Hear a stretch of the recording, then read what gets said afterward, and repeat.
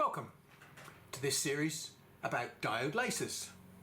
Now, as I mentioned probably in the very first episode, this is not about reviewing different lasers. This is not about my diode laser is better than your diode laser. No, this is all about trying to understand how diode lasers work, because I've not seen any other YouTube channels that dig into how a diode laser actually works and cuts material, why it does it and how it does it. Why? Well, this is a very closed technology. This is a diode laser and it's all you've got. You can't get inside it, you can't see what's going on, all you can do is see what's coming out the end. I think the knowledge that I've acquired over the past few years about how laser machines work at a different wavelength is going to stand me in good stead to try and understand how these things work without actually digging inside them. Welcome to what I call my Tangerine Tiger. Now, this is a machine that I bought very cheaply from eBay, about $1,000, and from my friend in China who gave me a 20-watt RF laser source. I was able to build basically the equivalent of a Thunder laser bolt machine. This has got exactly the same laser in it and it's more or less the same size. Okay, it was about a third of the price or maybe even less, and it does the same thing. Sadly, today you're going to witness a very special occasion. The occasion of about 6 months since I last opened the lid of this machine. I'm afraid that tells you how much I love it. Not a lot. RF technology was a bit of a disappointment to me, to say the least. According to Trotec, Epilog, Universal Laser, and now Thunder Laser, this technology is the best thing ever.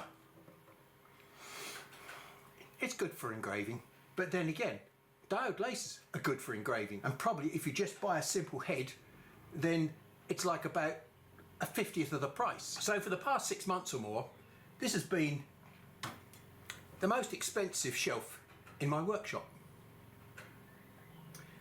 As I said, today's a special occasion. We're going to open it up. We're going to try and breathe some new life into it with these things. I've got a 20 watt, 2 10s and a 5 watt diode laser that I can experiment with. Now, it's not going to be a difficult job to just modify this machine within an hour or two, maybe less than that, to turn it into something that works and runs a diode laser. Let's make a start. Round of applause, please. Ta-da! Oh yes, it's still all there, hasn't gone rusty. A few bits and pieces inside the machine that I don't need. Well, we've got my lightweight head on here, which we don't need. Let's just disconnect the air assist. I mean, we're not going to destroy this machine. All we're going to do is remove the head and put a different head on it. This is still the same machine as it was before. We're not going to do anything to it except turn the RF system off. So we've just got to remove the 4 screws that hold the head onto this adapter plate. And we just remove 4 screws that hold this mounting plate onto the bearing. We just remove the air assist pipe if we can get it off. There we go. So we're stripped off and ready for action. I've previously made this simple adapter plate here, which screws onto the machine.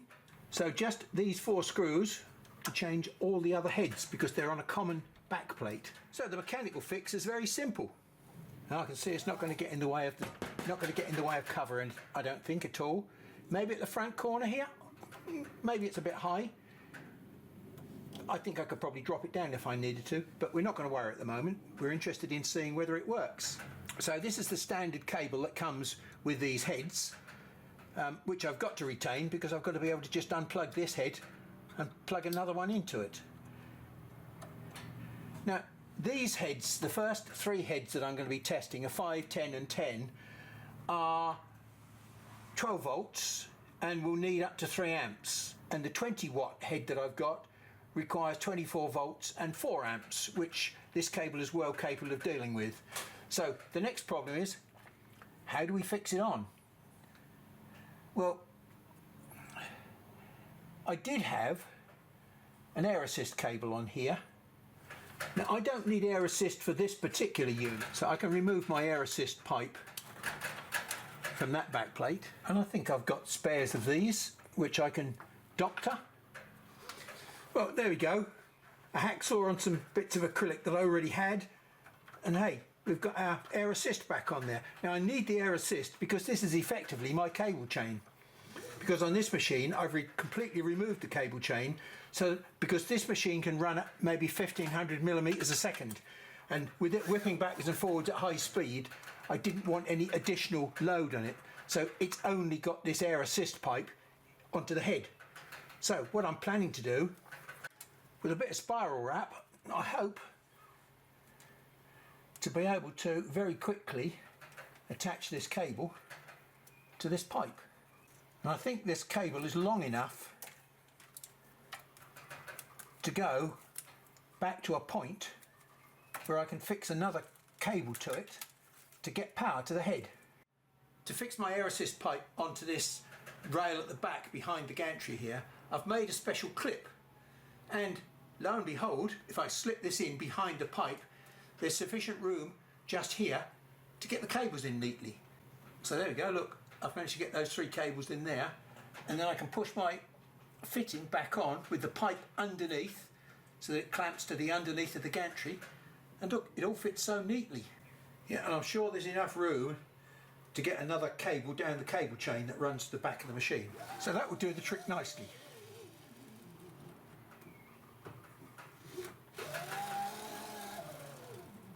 I mean, this head is never going to zip along at 1500 millimeters a second. This is a diode laser, remember. We just put an M3 screw in the back there, and I can fix one of these things in to make a connection. I've now wired in everything. It took me a long time to get the cable through the cable chain there. As you can see, the wiring diagram is very simple. Well, we've got the PWM going to the controller, and a ground going to the minus of the power supply, and a plus going to the red. So hopefully when I turn it on, it'll work. It might go up in a puff of smoke. Turn the machine on and see whether it remembers where it should have been. 6 months ago it auto zeroed perfectly okay.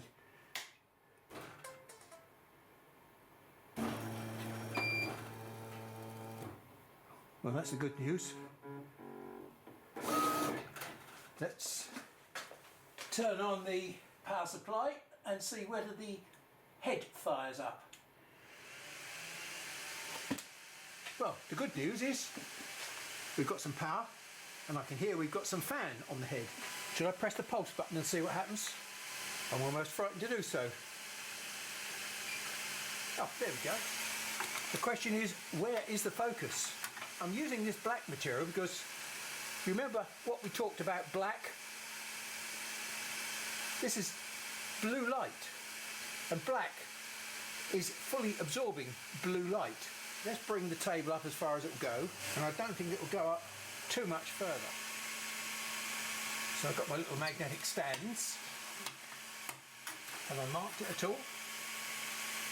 Not that I can see.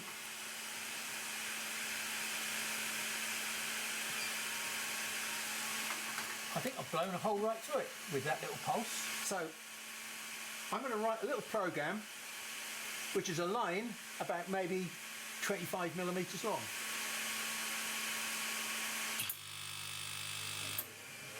Close the focus up a little bit more and run the same thing again.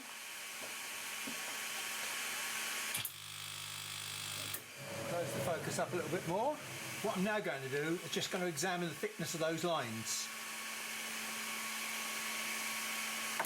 So maybe I'm going the wrong way. They don't seem to have changed much.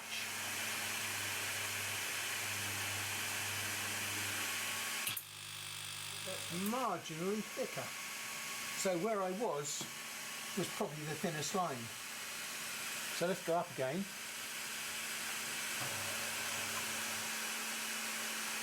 So what I've got here is a 15mm block, a line at 14 millimeters.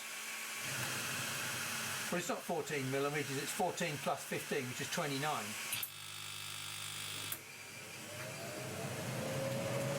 and that's getting thinner.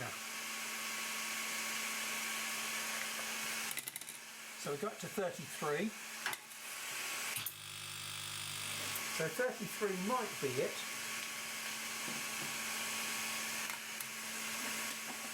So here I've got a little measuring graticule. I'm trying to measure the width of the line.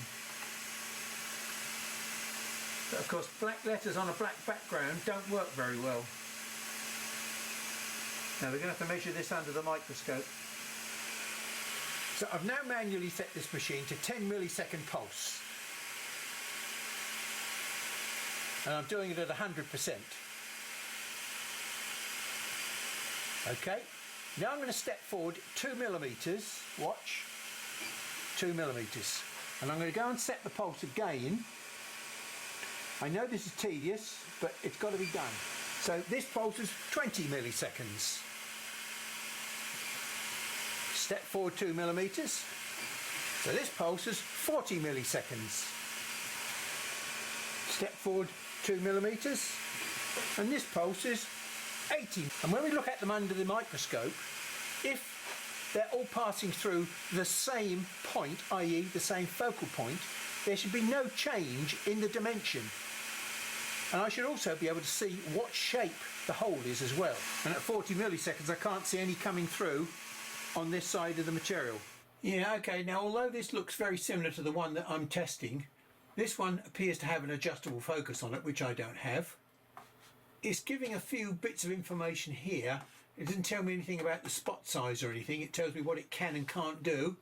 Extremely fast engraving speed, 304 stainless steel, up to 100 millimeters a second. When the length is 20 millimeters, so presumably that's the focal length. This is the 31 millimeter focus line. If we take a look at this scale here, it's approximately 0, so it's about 0.4 of a millimeter wide. That's much wider than I expected for a 5-watt laser. We're only doing 20 millimeters a second. Look at all those bubbles there. That tells me we're just boiling away the surface. It's a very inconsistent cut as well. Now the other thing that we were going to check were the holes. Now that's rather interesting, that, because the shape of that appears to be diamond shaped. I thought it was round when I looked at it first time, but now I can see it with a different set of lights. We've got bubbles around the outside here, lots of bubbles actually everywhere, so it's not going very deep for a 10 millisecond burn. And its size is approximately, well, we can see that it's roughly 1, 2, 3, 4. It's difficult to say. Is it 0.4? Something a bit different there. 20 milliseconds. Look, we've still got our bubbling around the outside, big bubbles around the outside, slightly smaller bubbles around the inside, and a plain centre. That means there's more power there than there is here. After 20 milliseconds we've enabled it to go in and burn a bit deeper. Now here we go, 40 milliseconds. We've now got a diameter. We've got a little bit of bubbling here, but let's just see what we've got. We've got a diameter that's approximately 0.4, 0.45. We're definitely getting melting and some evaporation because we've got a nice clean hole in the centre. Let's try 80 milliseconds. Well, that's interesting, because it almost looks like we've got a bit of a rectangle there, doesn't it? This diamond shape again that we had in the first one, but it isn't very powerful because it's not evaporating the acrylic, only in the centre after 80 milliseconds, which is a long time. Now, at the moment, I'm feeling a bit like a mystic, because what I'm trying to do is I'm trying to interpret tea leaves or bubbles in the surface of a black acrylic. And my guess is that the beam looks something like this.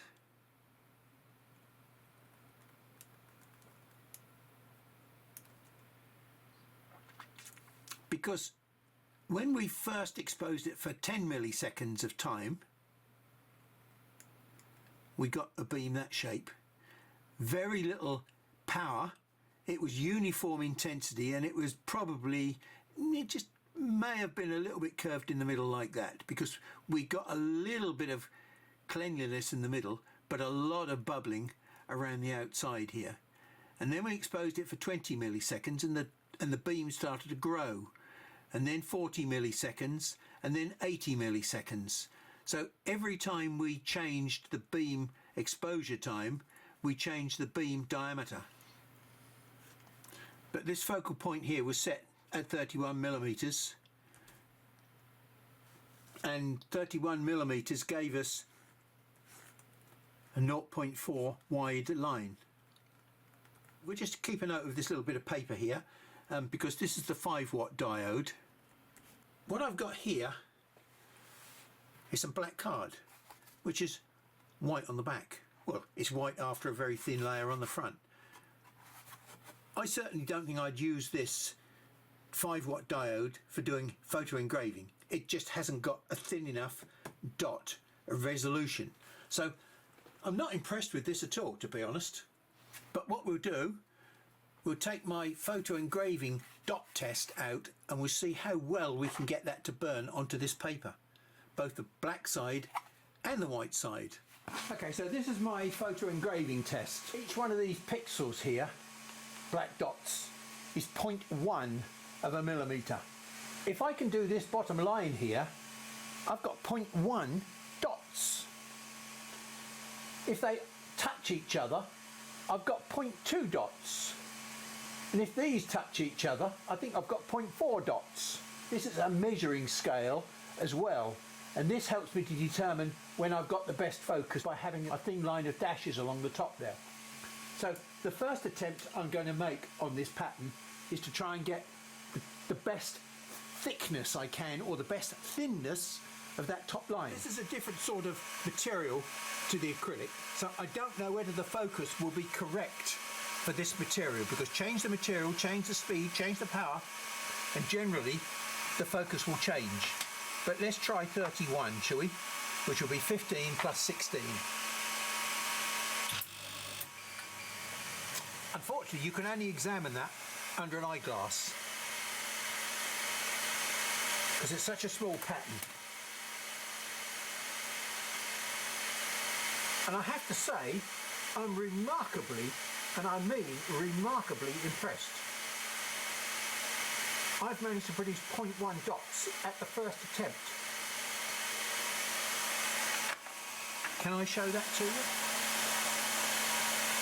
You have to see it under the microscope to determine how good it is. Let's take it out to 33 and run the test again.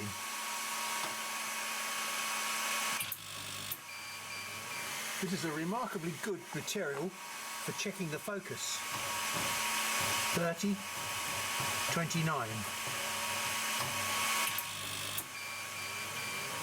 It's a thinner top line, but the bottom line is not as good.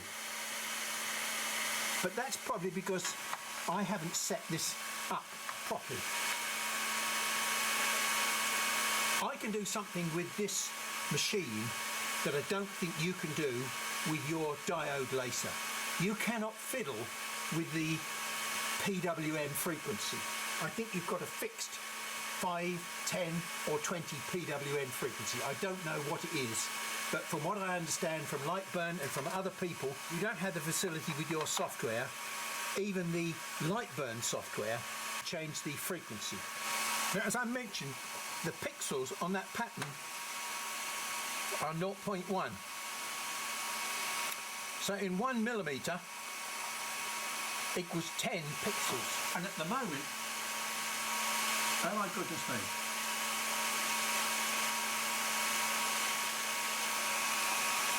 I'm running that at 400 millimeters a second, and I've got 30% power. That's a real surprise. If I'm doing 400 millimeters a second, and this is a millimeter, then I'm putting down 400 times 10, which equals 4,000 pixels per second. Now, this is very capable of switching on and off that quickly. That's not a problem to it. It's just whether it's got enough power to deliver the pixels at that speed. but it looks as though it has, which I am amazed at, I have to say. But what we should really do is give it the best possible chance. At the moment, I've got this frequency set to 20,000 cycles a second, hertz. Okay, whereas really what we need to do, in 1 second, we're producing 4,000 pixels.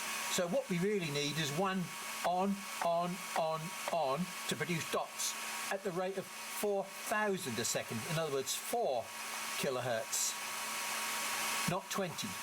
So I can change the frequency of my pulses on this, hopefully to 4 kilohertz, and it will tidy up the pattern that I've just seen here. Okay, now I've just created a reference test for engraving. This is a 254 ppi image, which I'm very confident will come out brilliantly, and it's designed to fit on a 100 by 100 coaster.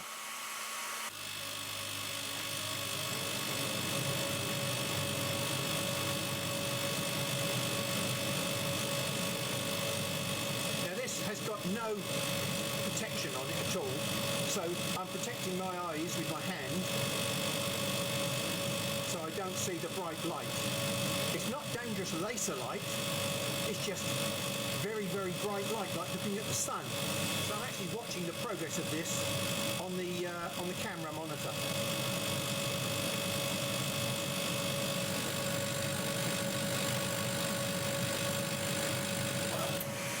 It's not the best at the moment because I think that what I've got on here, I've not got this machine. Well, I absolutely know that this machine has not been set up to do the scanning offset. Before we do this again, we ought to set up the scanning offset for 400 millimeters a second with this diode laser. 29 was a better focus, but 31 gave me slightly fatter dots, which is what I was after. So I'm going to set the line interval to 0.5, and you'll see why in a minute. And we run this test pattern. It's just a little square shape.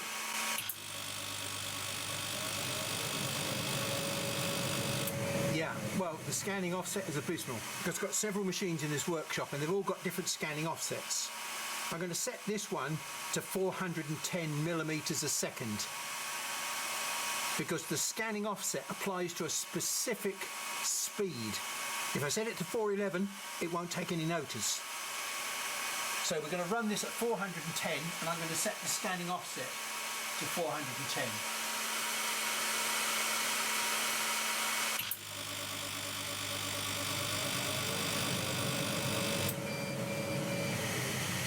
Okay, that's looking pretty damn good. So we'll do the mouse test again with the correct scanning offset values in it.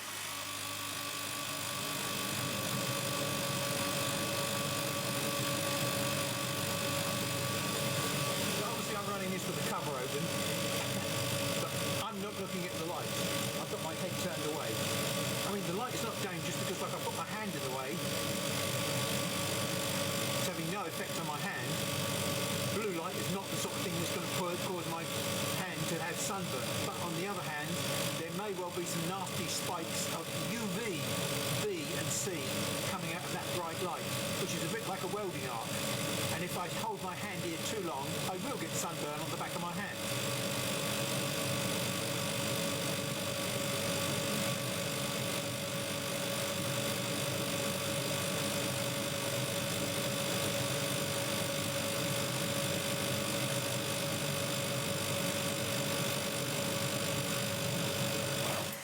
I have to say that for my first attempt at engraving a picture with a diode laser, I'm remarkably impressed.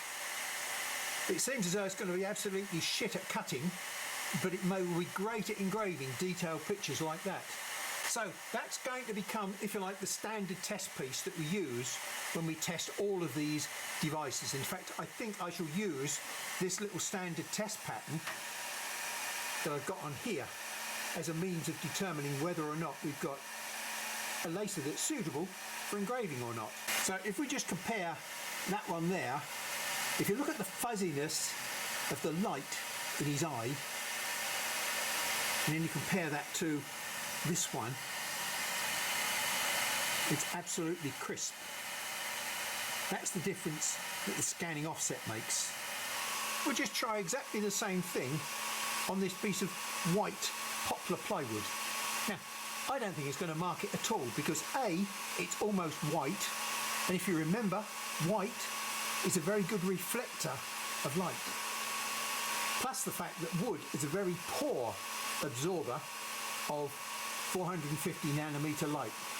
So certainly at 410 millimeters a second, I expect to get absolutely nothing.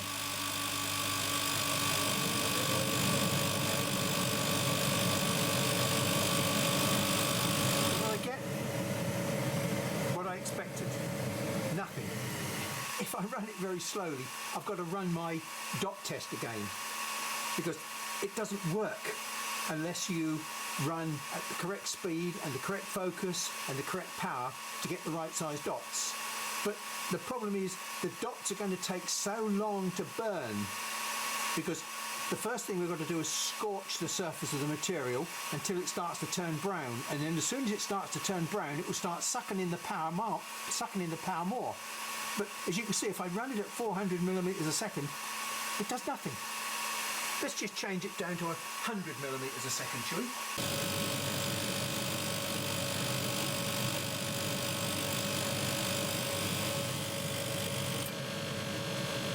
Well, I think we'll pause it there because, as you can see, it's not coming out very well at all. So, we're back up to 410 millimeters a second and 30% power.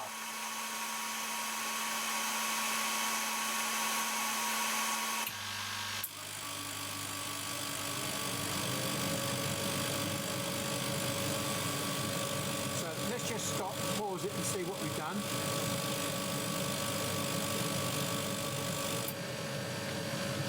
There's some magic in the black card that's not in the black paint. Virtually no effect at all. Whereas that black card, I mean, that's amazing. 30% power on a 5-watt laser, 400 millimeters a second. Well, here we are back in the office, and I'm smoking that metaphorical cigarette with a big smile on my face because I'm no longer a diode virgin. It was a very successful first venture into my diode experience, but there is a lot to talk about now. I was able to go through that first experience very quickly because of the knowledge and previous experience I've had with other types of laser. We started off using a piece of black acrylic, because black is a very favoured colour for working with diode lasers. If you remember back to all that theory about colour and stuff, black absorbs energy. And here we are with a blackish, not jet black, but a blackish grey card. First of all, we tried to use my little dot test to see how it performed, whether we could get 0.1 dots. Well, it was amazingly brilliant to start with, and we'll take a look at these under the microscope in a minute. After a few little tests with my dot pattern, we got some pretty good results, which I thought were good enough to try a little bitmap test. Well, the bitmap test was in itself pretty damn good, except the fact that I hadn't set the machine up properly. When we look here, we can see there's so the whiskers, they're almost like thick brushes. So I could immediately see that there was something wrong with the way the machine was set up, what they call a reverse scanning offset. And Lightburn had not been set up to deal with 400 millimeters a second. We then went on to these little patterns here, which I will talk to you about in a minute, which enabled me to set up the scanning offset. And then we finally finished up with this lovely image here, which was pretty damn good, to be honest, for a first attempt with a 5-watt diode laser. And I'm amazed at how well it came out. You see, I realised that something else has happened on here. The beam shape for this 5-watt diode is not as flat as I thought it was going to be. How do I know that? I'll talk about that in a minute.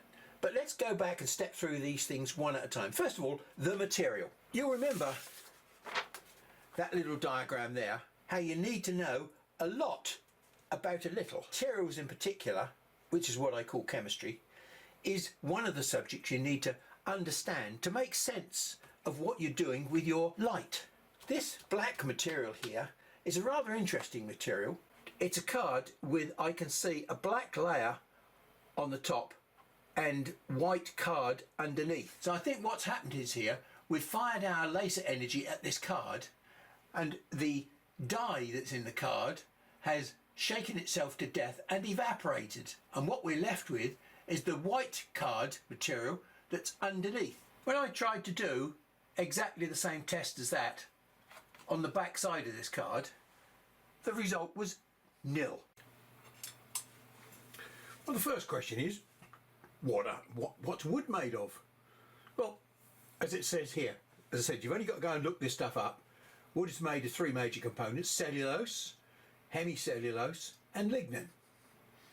Now, to make wood pulp or card, lignin is just a nuisance. So they have to chemically remove the lignin to produce nice, clean, white wood pulp. That's a completely separate process that you can go and investigate. Having established that the major constituent of this card is cellulose, what we then need to do is go and do a little bit of investigation into cellulose itself. So look, here's the chemical structure of cellulose. You don't need to be a chemist to understand this, because we're not intending to build wood structure or do anything with it. We just want to look at it, because remember, these are atoms, and the things that join the atoms together are bonds.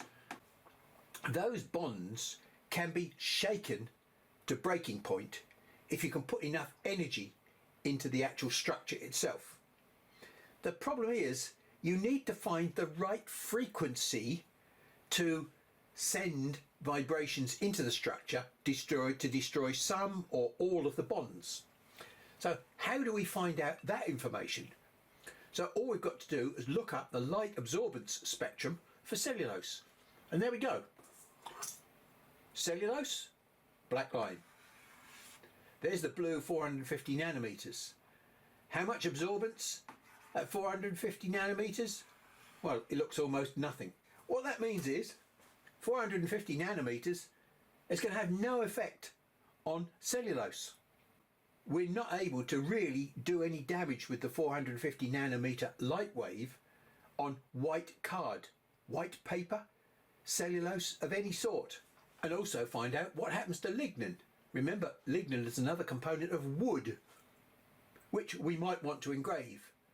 So let's see whether or not lignin sucks in light as well. So it doesn't go out as far as 450 nanometers.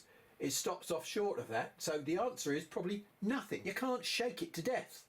So as you can see, it's not me that knows a lot. It's Google that knows a lot. So you're going to then say, well, that's why it's white. You've burnt through that black card, and what you've done, you've exposed the white card underneath. Well, no, I've got enough experience to work out very quickly what's going on. We've not burnt through this black layer to the white layer underneath. What we've done, we've just evaporated the dye from this white layer of card that's on the top here that's been dyed black. We know that it is a dyed card, the black layer, because look, you can see all the wood fibres in the structure. There was my very first dot test that I did without setting the machine up. When I loaded it into Lightburn, it actually came in with the settings that I'd previously used for doing test work with my CO2 laser. So 400 millimeters a second and 30% power were basically CO2 settings. And miracle of miracles, look what happened. They worked wonderfully well with this 5-watt diode laser. I ought to have been happy with that. But if you remember what I said, one of the ways to try and find the best focus on this machine is to see what happens to this top line of dots. So I fiddled around with the focus 30, 31, 29, and we found that 29 gave a much better, thinner line here. Now, not only have we got a thinner line, there's something else that we can see there as well. You'll see that it's got a black centre to it. Now, that is very indicative of the fact that we have got more power at the centre than we have at the edges. In other words, this is a sort of a Gaussian distribution, but maybe not a very sharp one. But then again, this is a 5-watt laser.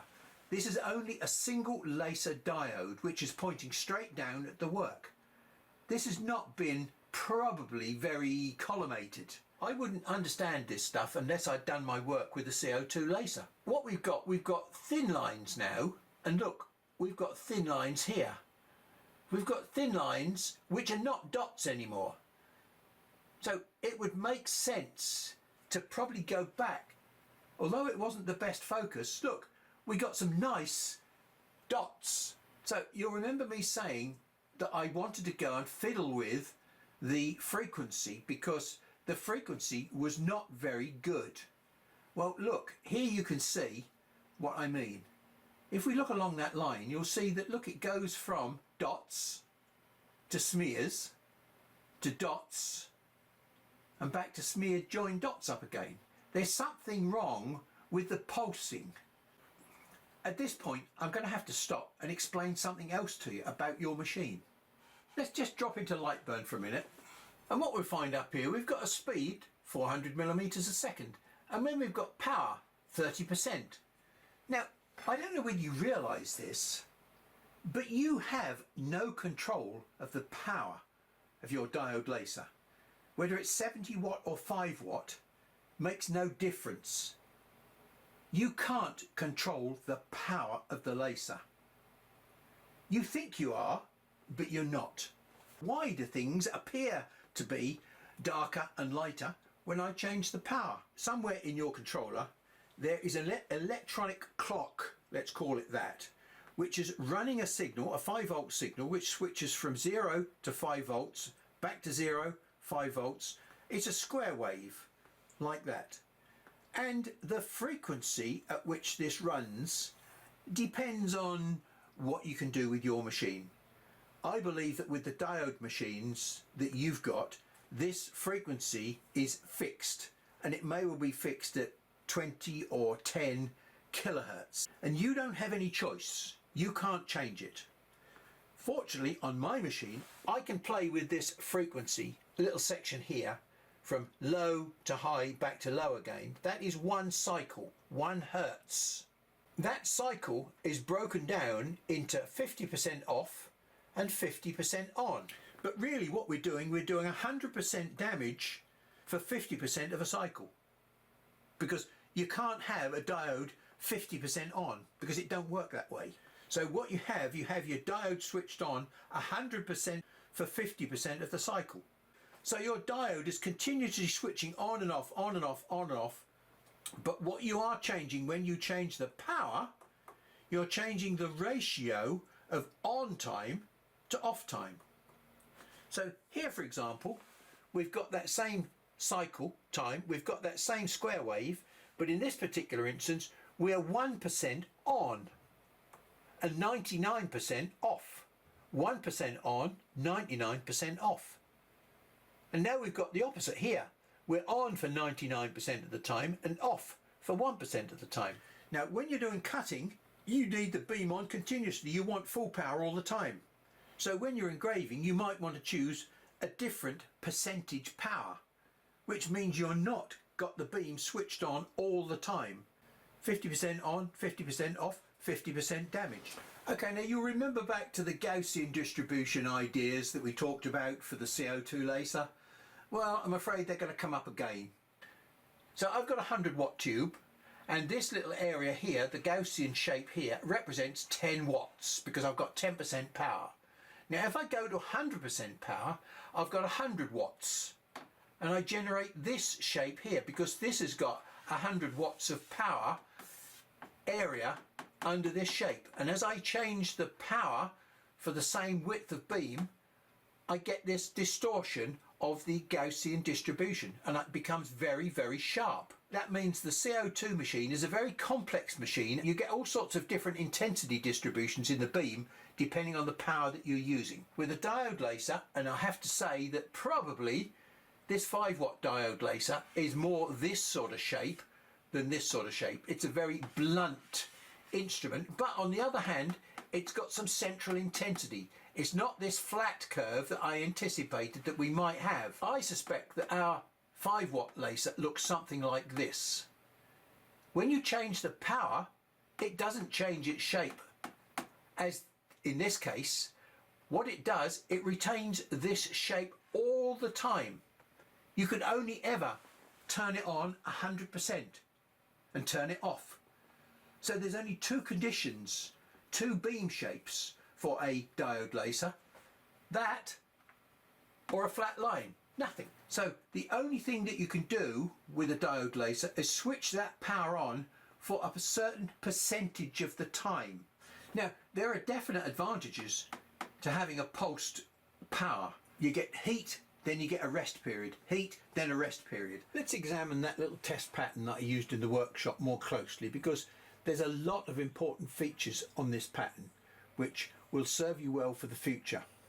As I indicated, the top line is one that's used for setting up the focus. But it's this bottom line that's absolutely key to deciding what resolution you can use for your pictures, the PPI that you can build into your pictures, and whether or not your machine is capable of actually delivering this PPI. Because this is a pixel, and what you burn onto your material is a dot.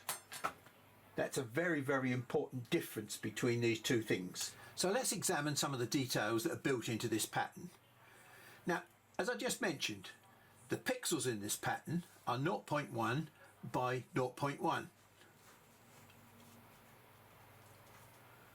Okay, and we're hoping that those pixels would translate down into dots that we're going to be able to burn on our material of 0.1 maybe diameter, because the chances of us being able to produce a square are pretty close to nil.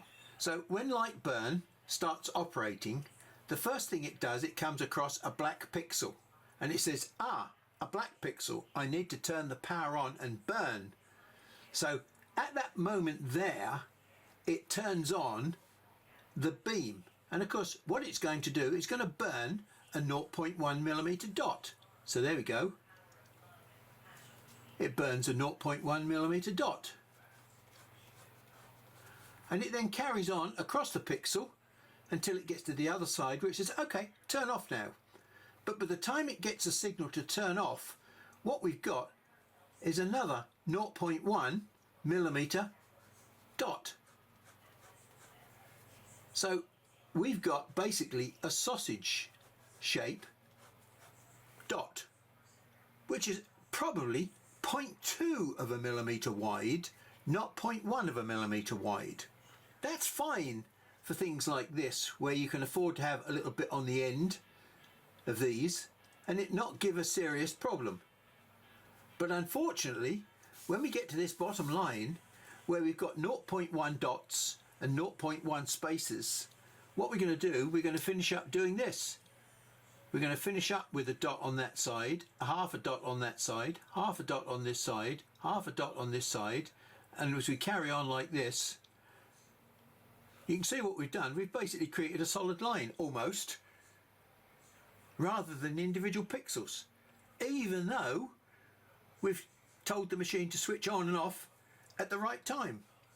So there is a fundamental problem associated with producing single pixels that are adjacent to each other in this manner.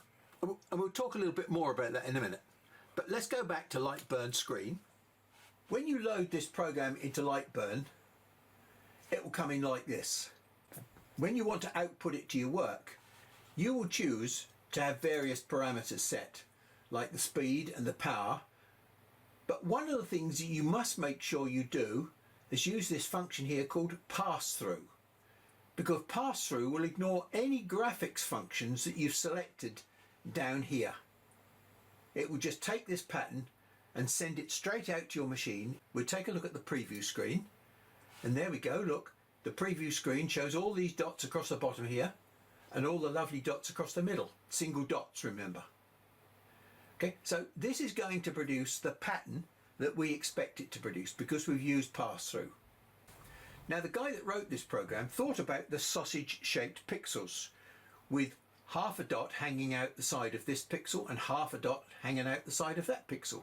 And so consequently, what he did when he wrote the program, he allowed you to put in this thing here, which is called dot width correction. Wow, that's a great idea, isn't it?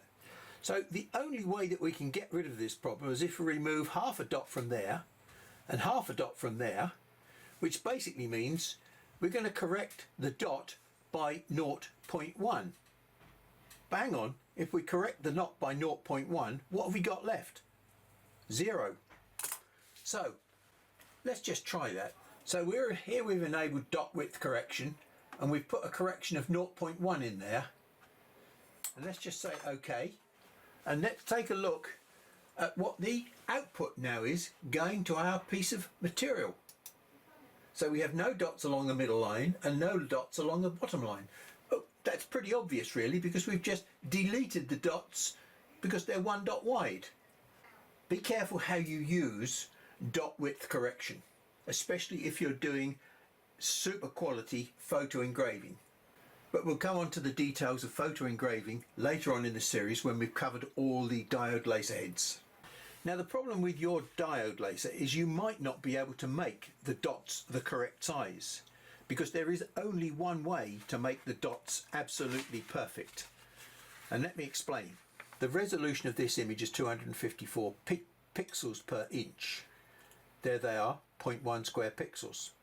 And if we have 10 pixels joined up together, we make 1 millimeter. So if we're running at 400 millimeters per second, which is what we did for this pattern, what we're going to do, we're going to produce 400 millimeters times 10 pixels per millimeter, which means we're going to actually produce 4,000 dots per second as we run across this pattern. Now that seems like an incredible number, but that's not a difficult number at all for this electronic system to switch on and off at. Now, switching on and off is controlled by this thing called the PWM. So, unfortunately, you may well have a fixed PWM which is 20 kilohertz, which basically means you're going to produce 5 dots for every pixel on this page. So, problem number one. Not only are you going to be producing a half a pixel out there and half a pixel out here, you're going to produce 5 hits on every one of these. So it's going to go 1, 2, 3, 4, 5 as we go across the pixel. Okay, so it's not going to be hit with a single pulse of energy. It's going to sit, every dot is going to be hit with 5 pulses of energy. Now on my controller, I have no problem at all, because I can set my PWM to 4,000, which basically means I'm going to get 1 dot per pixel.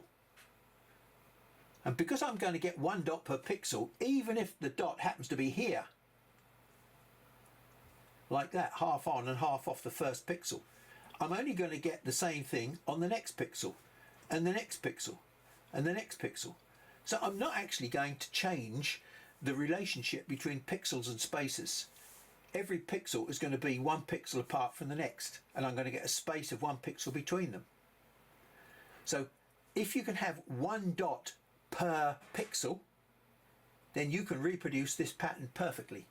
Now theoretically that should have been an absolutely perfect match, dots for pixels, but something, and I can't tell you what, is not working correctly, either with the PWM clock in the machine or the output signals from output signals from Lightburn.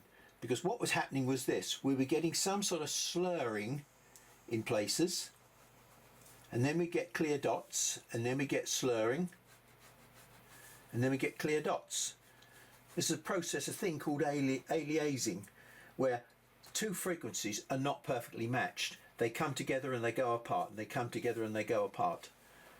So in the end, as you'll see, I had to change my resolution from 4,000 to 4,300 to fix the problem. And at 4,300, the dot output from Lightburn and the clock matched, and I got a perfect set of dots. And it was only then that we did this first picture. So first of all, changing the frequency to 4,300 separated the dots out again, and I got a nice clean pattern. We talked about this thing setting up the reverse scanning offset. So we've just managed to achieve perfect dots. And what happens here, we've got a series of dots that are going to go that way and a series of dots that are going to go that way when we try and build up a picture, and then that way and then this way. But hang on, that dot, it's way out of position. You're going to get a fuzzy picture because the dots on the next line down are not in the correct position relative to the line above. So every scan line needs to be perfectly aligned with each other so that we can get the dots in our image correctly registered to each other line by line. That's how the machine was working to start with, and the fuzzy picture that we had. So then I went through a process of trying to adjust the reverse scanning offset, and I made it a lot better. But look, they still don't line up. And then finally, by putting in a 0.25 offset, here's what we finished up with. So now on every line, the pixels that we put down are in the correct relationship to each other. And that was how we made the final image nice and crisp. Now remember me talking about the highlight in the eye? Well, there's that highlight in the eye. You can see the pixel, you can see the individual pixels there. You can see that some are dots and some are dashes. That's what they call a dithered image. And if you don't know what a dithered image is, well, we'll talk about that later when we talk about graphics and producing photographic images with a diode laser. Well, in the next session, I think we're going to have to try some cutting with this 5-watt laser. I'm not very hopeful, but then again, I wasn't coming into this with any high expectations. And look, this has far exceeded anything that I expected we'd be able to achieve in the first session. So thanks again for your time today, and I hope we've managed to demystify some of the things behind the diode technology.